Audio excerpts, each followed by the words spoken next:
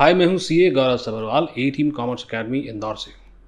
और देखो जी, ऐसा है फाइनेंस के अंदर सिर्फ एक सीएफए कोर्स ऐसा नहीं है जो शहंशाह है, एक दावेदार और है, और वो है सीएआईए कोर्स, जिसके बारे में एक वीडियो हम ऑलरेडी बना चुके हैं। और इस वीडियो के अंदर हम यही डिस्कस करने वाले हैं कि दोनों में से कौन सा कोर्स आपके लिए सही रहेगा। Let's get started. Welcome to career Tuesdays season 4.0। यहाँ पर हम करियर से रिलेटेड अनबायस्ड वीडियोस बनाते हैं।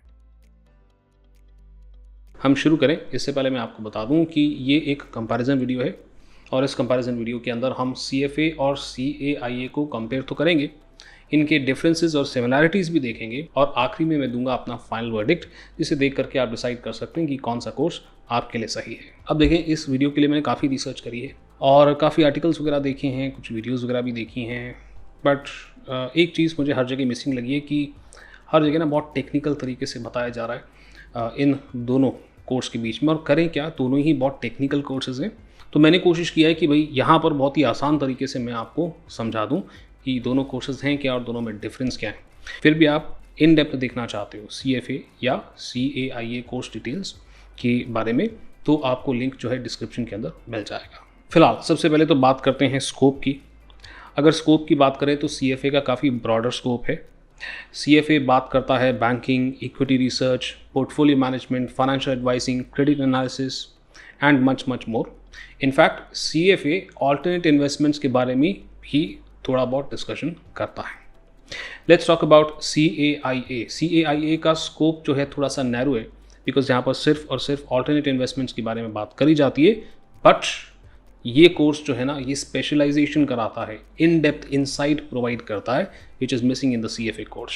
देखें जी, दोनों ही फाइनेंस के कोर फील्ड से हैं, और सीएआईए का भी डिमांड बहुत तेज़ी से बढ़ रहा है, बिकॉज इंडिया में भी और वर्ल्ड वाइड भी कन्वेंशनल फंडिंग के तरीके जो हैं उनको अब छोड़ करके कई जगह पे, इनफैक्ट स्टार्टअप्स के अंदर भी ऑल्टरनेट इन्वेस्टमेंट्स को पिक किया जा रहा है, जिसके लिए सीएआईए क्वालिफिकेशन के लोगों की डिमांड बहुत तेज़ी से बढ़ रही है, और आने वाले 2 से 3 सालों के अंदर एक्सपोनेंशियली इसकी डिमांड बढ़ने वाली है।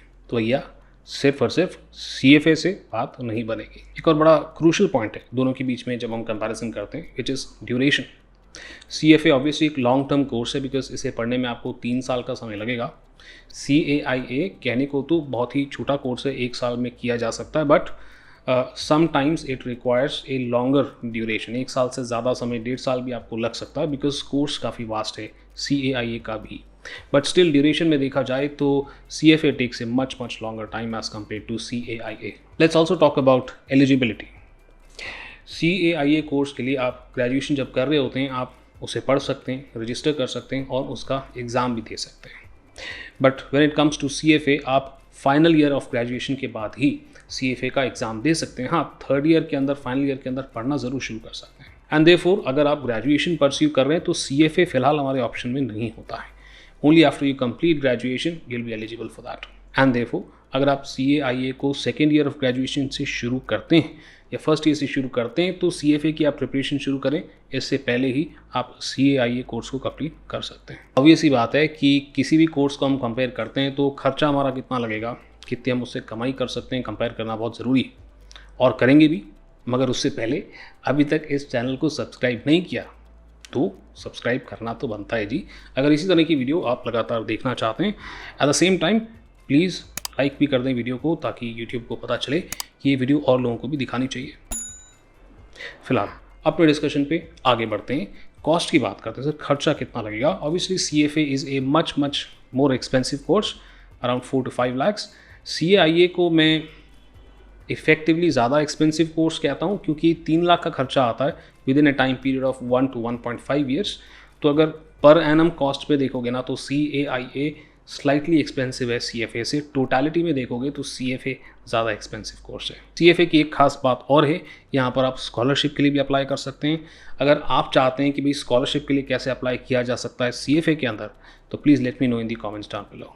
चलिए जी, तो फटाफट कमाई की बात भी कर लें। भाई कमाई की बात करें तो सीएफए के अंदर 8 से 10 लाख का पैकेज आप एक्सपेक्ट कर सकते हैं। अगर आपने लेवल 2 भी क्लियर कर रखा है तो इससे ज़्यादा ही पैकेज आप कमा सकते हैं, बट ये कंजर्वेटिव फिगर में लेकर के चल रहा हूँ। अगर आप सीएआईए की बात करें तो इंडिया के अंदर तो मैंने ये नहीं देखा कि CAIA सिर्फ ग्रेजुएशन और ये कोर्स करने के बाद आप जॉब कर सकते हैं, यानी कि साथ में आपको MBA और CFA भी करना पड़ेगा। तो यहाँ पर आपको सिमिलर पैकेज मिलता है अगर आप CFA या MBA के साथ इस कोर्स को करते हैं। बट इन सम केसेस जहाँ पर आप ऑल्टरनेट इन्वेस्टमेंट्स के अंदर ही डील कर रहे हैं या आपका जॉब प्रोफाइल ऐसा है जिसमें ऑल्टरनेट इन्वेस्टमेंट्स का आपको रिक्वायरमेंट है, you can definitely get a much higher package and a increment over and above the salary package जो मैंने आपको अभी 8 से 10 लाख का CFA में बताया था। सर जॉब की बात करो ना, जॉब का क्या स्टेटस है? तो CFA जॉब्स इन इंडिया एक वीडियो मैंने ऑलरेडी बना रखी है, आप चाहें तो डिस्क्रिप्शन में जाकर उसका लिंक मैंने दे रखा है, you can have a look at it later. And CAIA के ऊपर भी बता दीजिए कि उसके जॉब्स का स्टेटस क्या है इंडिया के अंदर, वो भी मैं बता दूंगा, एक वीडियो अलग से डिटेल बना दूंगा। बट अगर जॉब का स्टेटस देखा जाए तो CFA के जॉब्स प्लेंटी अवेलेबल हैं।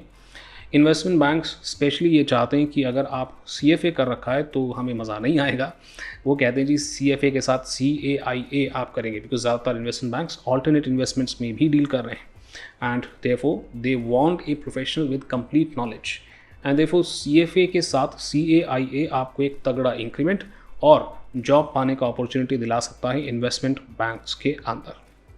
विच brings me to my next point. Obviously बात है CFA के अंदर आपको 3 साल लगेंगे, बहुत कॉम्प्रहेंसिव करिकुलम होता है और यहाँ पर पास रेट्स भी कम होते हैं। CAIA के अंदर आप देखेंगे तो जितने बच्चे CFA में क्लियर करते हैं उससे ट्वाइस एटलीस्ट दुगना रिजल्ट जो है CAIA का आता है। That means your chance of clearing CAIA course is much more as compare to CFA. So yes, CFA is a much more difficult course, but that does not mean CAIA is a easy course। ये नहीं कहा मैंने, CAIA भी बहुत मुश्किल course है but comparatively कम है as compare to CFA। अगर हम रिकॉग्निशन की बात करें तो दोनों ही कोर्सेज का recognition with in India and across the world बहुत तगड़ा है।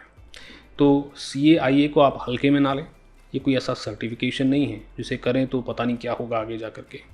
CFA की तरह CAIA उसी इंडस्ट्री के अंदर जहाँ पर CFA फेमस है, CAIA भी उतना ही फेमस है। And let's get to our last point which is the experience requirement. अगर आप CAIA कोर्स करते हैं ग्रेजुएशन के बाद आपको 1 साल का एक्सपीरियंस यहाँ पर मैंडेटरी होता है। एक्सपीरियंस रेलेवेंट एक्सपीरियंस होना चाहिए, यानी ऑल्टरनेट इन्वेस्टमेंट की फील्ड में होना चाहिए। अगर हम बात करें CFA की तो CFA अगर आप करते हैं तो यहाँ पर चार्टर कमाने के लिए आपको 4 साल का एक्सपीरियंस करना पड़ेगा। अगर आप CAIA कोर्स CFA के बाद करते हैं तो फिर CAIA के अंदर वो जो 1 ईयर का एक्सपीरियंस आपको अलग से लेना होता है चार्टर लेने के लिए, वो आपको करने की ज़रूरत नहीं है। CFA का एक्सपीरियंस ही इस कोर्स के अंदर भी काउंट कर लिया जाएगा। चलिए जी, अब आते हैं फाइनल वर्डिक्ट पे। ये सर इतना सारा कंपैरिजन कर दिया, अब ये तो बता दो कि कौन सा कोर्स मुझे करना चाहिए। देखें सीधी सी बात है, अगर आप ग्रेजुएशन के इनिशियल स्टेजेस के अंदर हैं तो CAIA एक बहुत अच्छा आइडिया बनता है। वाई? बिकॉज एक तो हमारा CFA का एलिजिबिलिटी नहीं है, दूसरा ये है कि आप फाइनेंस की फील्ड में घुसना चाहते हैं, कन्फ्यूज्ड हैं। CAIA जो है वो आपको अपॉर्चुनिटी देता है कि कम समय के अंदर आप डिसाइड कर सकते हैं कि भाई फाइनेंस फील्ड आपके लिए है या नहीं है। अगर आप CAIA करते हैं, उसे क्लियर कर लेते हैं, आपको ये भी समझ में आ जाता है भाई फाइनेंस फील्ड के अंदर आपका इंटरेस्ट है, तो फिर आगे चल करके आप डिसाइड कर सकते हैं MBA फाइनेंस या फिर CFA करने का। अगर आप ग्रेजुएशन कर चुके हैं या फिर ग्रेजुएशन कंप्लीट होने वाला है आपका, लास्ट सेमेस्टर के अंदर आप बैठे हैं, आई वुड रेकमेंड कि आप CFA कर लें, राइट? बिकॉज एक बेस क्वालिफिकेशन हमें स्ट्रॉन्ग चाहिए होता है। CFA करने के बाद आप CAIA वैल्यू एडिशन के लिए कर लें, बिकॉज एनीवेज अगर आप इन्वेस्टमेंट बैंकिंग फील्ड में जाते हैं या किसी भी और फील्ड में जाते हैं और एज अ CFA काम कर रहे हैं, अल्टीमेटली आगे जा कर के अगर आपको ग्रो करना है तो ऑल्टरनेट इन्वेस्टमेंट की नॉलेज आपको होनी चाहिए and therefore you would anyways need to do CAIA after you are done with CFA। आप बोल रहे होगे सर इन्वेस्टमेंट बैंकिंग का नाम बार बार क्यों ले रहे हैं? मैं इसलिए ले रहा हूँ बिकॉज ये एक ऐसी इंडस्ट्री है जिसके अंदर CFA प्लस CAIA की बहुत हाई डिमांड है और सिर्फ हाई डिमांड होने की वजह से सैलरी भी यहाँ पर बहुत तगड़ी मिलती है। तो सवाल उठता है सर दोनों में से कौन सा बेटर है, ये बता दो। कहना मुश्किल है, दोनों ही फाइनेंस फील्ड से हैं। दोनों को अगर साथ में होल्ड किया जाए तो आपकी as a finance professional value ज़्यादा होगी। बट सही बोला जाए तो डिपेंड करता है कि आप अपने करियर के कौन से स्टेज पे हैं, उस हिसाब से आप डिसाइड कर सकते हैं कौन सा कोर्स आपके लिए है एंड उसका डिस्कशन हम ऑलरेडी कर चुके हैं। बट फिर भी just for fun comment section के अंदर मुझे बता दो आपको क्या लगता है, आपके लिए कौन सा कोर्स सही है।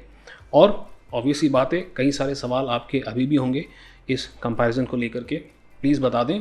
ये भी बताएं कि और कौन सी कोर्सेज़ के बीच में कंपैरिजन के ऊपर वीडियो आप चाहते हैं। So I quickly get to it. And finally, अभी तक चैनल को आपने सब्सक्राइब नहीं किया तो प्लीज़ कर लें और लाइक बटन भी दबा दें।